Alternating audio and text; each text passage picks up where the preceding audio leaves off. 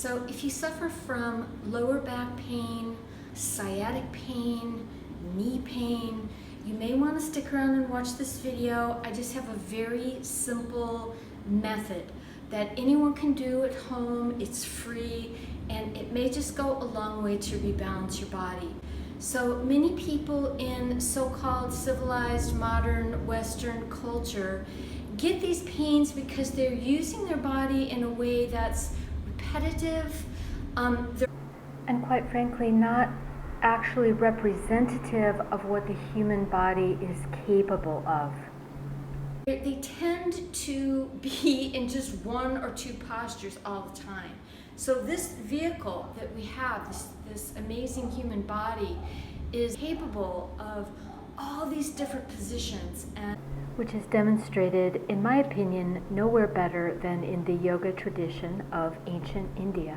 In the mythology, it is said that the Lord Shiva took it's in the creation myth, it is said that Lord Shiva took the 84,000 postures, and when he took those postures, he created all the animals.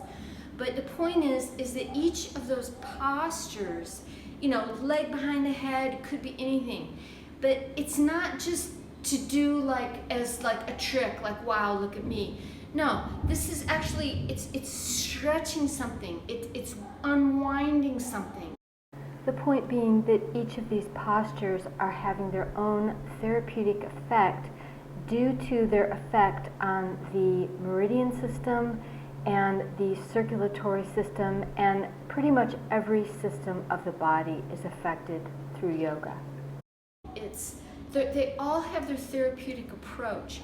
And so if you're finding yourself, you're always sitting and your hip joints are in a right angle, okay? And you never reverse it. Or you never open up the back of your leg all the way, okay? I personally know someone who is in a profession that requires him to always be sitting, and this person is unable to straighten the back of his legs all the way. I watch him walk. So he needs to stretch the back of his legs. And this goes much farther than merely a hamstring stretch, okay? So the other thing, in Western culture, they love to compartmentalize the body and to reduce the body. Oh, we're just stretching this muscle. No, it's all connected. So it's connected through the fascia, the connective tissue sheaths. It's connected through the vascular, the blood and the lymphatic vessels. And it's connected through the connective tissue, tendon, ligament, and it's connected energetically through the meridian system. And this is one of the secrets that the yogis, and which they call the nadi system, but in Chinese medicine it's called the meridian system. And this is one of the secret tricks that can really help your low back pain 100%. Because see, there's a meridian, particularly people that have low back pain or knee pain. There's a meridian, it starts here at the brow, it goes all the way down the entire back of the body, all the way down the leg, and it ends in the outer little toe. It goes down the back of the knee, and these meridians, they affect all the areas that they cross. So when you're doing a hamstring stretch, or in yoga what we call a forward bend, and there's a variety of different ways that you can do that are different relationships to gravity, that will go a long way to open up the flow of blood, lymph, and chi through this channel, because often what people's pain is caused by is merely by congestion of blood, lymph, or chi. It's a stagnation, and the stagnation over time collects in a certain area, and it can even harden, it can swell, and that causes pain. So please stick with me, and I'm going to show you the simplest ways with different variations to stretch out the posterior of your body, which is much more than just merely a hamstring stretch. So I wanted to show you this diagram of the bladder meridian so you can see for yourself that there are no quote-unquote compartments, how Western medicine likes to compartmentalize the body into leg pain, back pain, knee pain, etc. And my point here is that there really are no compartments, it's just one integrated whole. So here I'm showing you the magnitude of the bladder meridian. The bladder meridian is a yang meridian which is paired with its partner, the kidney meridian, which is on the front side of the body, particularly on the inner leg. And the bladder meridian is the longest and most complex meridian. And as you can see, it runs down the entire back and the entire back of the leg. It's one of the largest meridians. It has 2 branches that go down the back and the legs. And when you go to get a massage, your massage therapist, when he or she is working on your back, he's working mainly the bladder meridian. And you feel so good because of the release of the tension, of the energy, of the blockage in this particular meridian. But my whole point in this video is that we can do the same thing with yoga and stretching. And you can do it yourself, and you can do it at home, and it doesn't cost you a penny.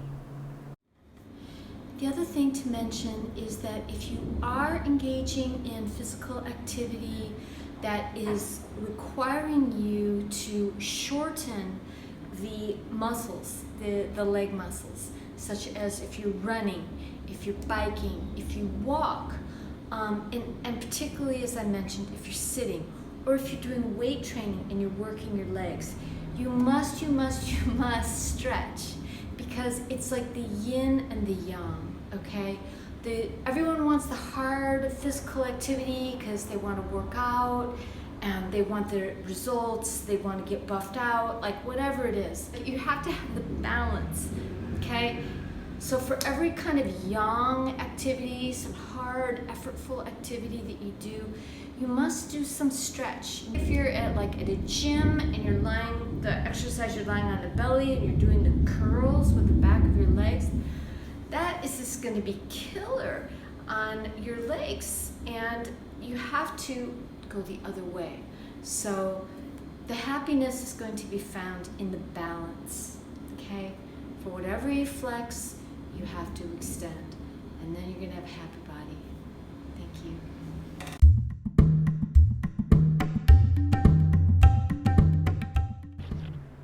So the first way, which is the easiest way to stretch out the back of your leg, open up that, it's called the bladder meridian, which runs down the back of the leg, is simple reclining on the floor and stretching your leg up. Now, if you're stiff, you're going to want to use a strap.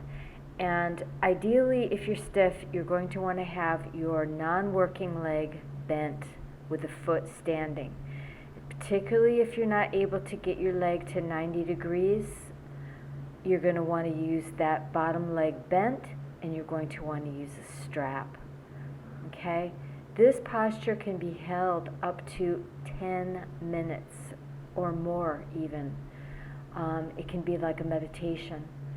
So now here I'm going to show it with a special technique of using the strap, which makes it much more comfortable and restorative and gives you the ability to hold it for a long period of time without having to hold on to the strap. And see how I've got it looped underneath. It's coming right underneath my shoulder blades, and that way if I choose to hold it for a long time, I don't have to hold the strap with my hands. I can totally relax my body on the floor. And like I said, if I'm stiff, I can bend that down leg. I can bend it. Okay? So that's position number 1. Another way that can be done is by simply standing, placing your foot on a comfortable height, and forward bending over your leg.